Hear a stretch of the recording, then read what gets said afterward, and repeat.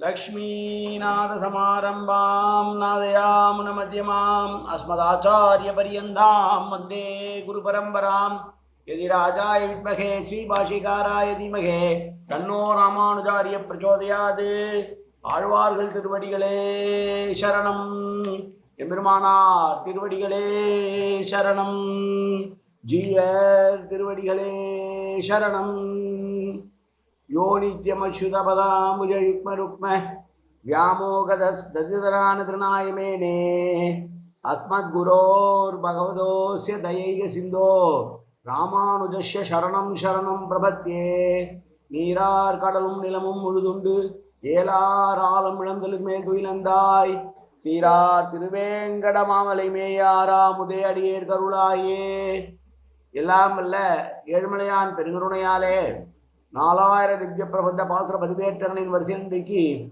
2667வது நாள் பாசுர பதிவேற்றம்.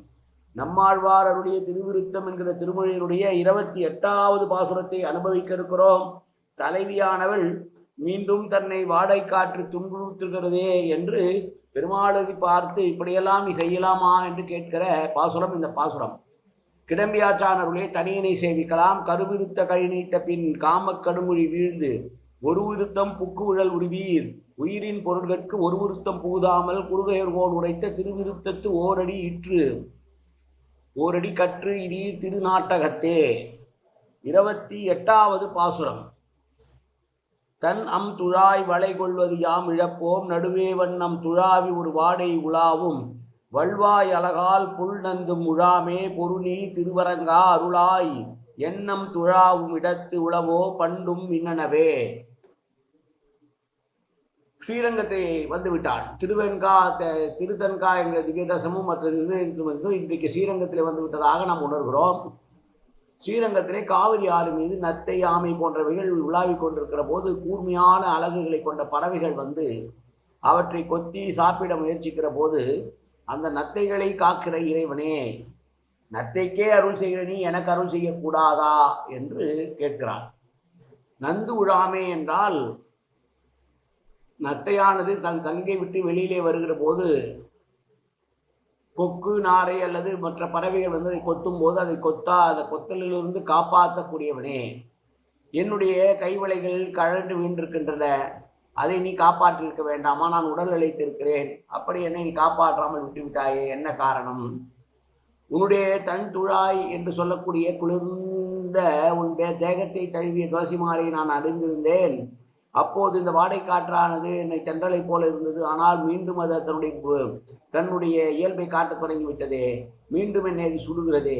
உனக்கும் எனக்குமான இடைவெளி கொஞ்சம் அதிகமான உடனே அது மீண்டும் அந்த வாடை காற்றானது என்னை சுடுகிறதே. என்னுடைய நிறத்தை மாற்றி என்னுடைய முன்பு போல் இப்படிப்பட்ட என்னுடைய நிலைமையை மாறி என்னுடைய கைவல்களெல்லாம் கீழே விழுந்திருக்கிறதே என்று சொல்லுகிறாள் தலைவியானவள். போன பாசுரத்திலே சொன்னால் கனவிலே காட்சி போன்றதாயிற்று என்று சொல்கிறாள். நான் சந்தோஷப்பட்டேன், உன்னுடைய துளசி மாயானதின் உடம்பை தழுவி கொண்டிருக்கிறதே, எனவே தென்றலானது போல இந்த தீய வாடை காற்று கூட எனக்கு தென்றல் போல ஆனது என்று நான் சொன்னேனே, அது ஏதோ கனவு போல ஆகிவிட்டதே. ஆகவே உன்னை பிரிந்திருக்கிற நான் மீண்டும் என்னை வாடை காற்று என்னை துன்புறுத்துகிறதே என்றெல்லாம் புழைக்கிறார். ஆழ்வார் தன்னுடைய மீண்டும் தன் பிரிவை பற்றி பேசுகிறார். எதிரிலே நிற்கிறா போல பாவித்து கொண்டு முன்னிலைப்படுத்தி பேசுகிறார். எதிரிலே பெருமாள் இருப்பதாக நினைத்து கொண்டேதான் இந்த பாசுரத்திலே சொல்லுகிறாள்.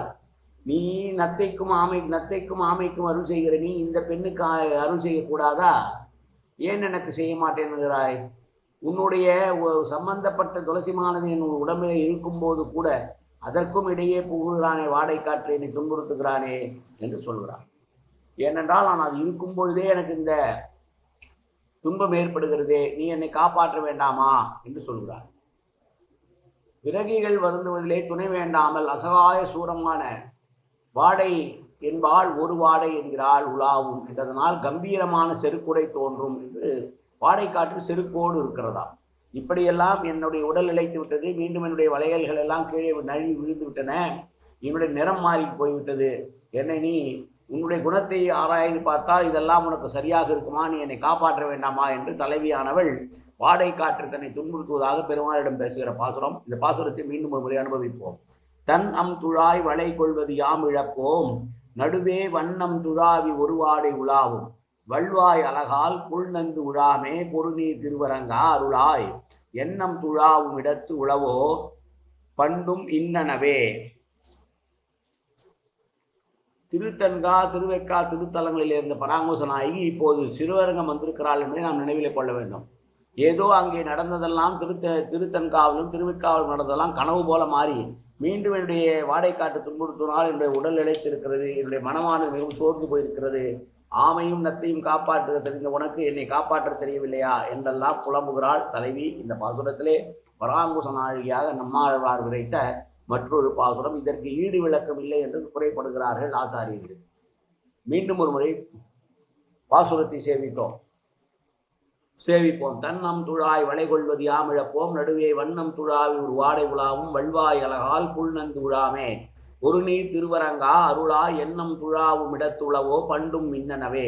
காயேன வாச்சா மனசேந்திரிவா உத்யாப்தனாபா பிரகதேது சுபாவாது கரோமி எந்தது சகலம் பரஸ்மை சீமன் நாராயணாயேதி சமர்ப்பயாமி. உடலாலும் உள்ளத்தாலும் வாக்காலும் சகல விதமான பாபங்களும் தோஷங்களும் நிறைந்ததாக உலகத்தில் ஏற்படுத்த போதிலும் அடியேன் செய்கிற நல்வினையோ தீவினையோ அத்தனையும் உன்னுடைய கமலமலர் பாதங்களில் சமர்ப்பிக்கிறேன் கண்ணா. காத்தருள்வாய் கண்ணா, ஏற்றுக்கொள்வாய் கண்ணா. எப்போதும் திருநாமம் கண்ணா கண்ணா கண்ணா என்று நாவில் வருவதற்கு அருள்புரிவாய் கண்ணா.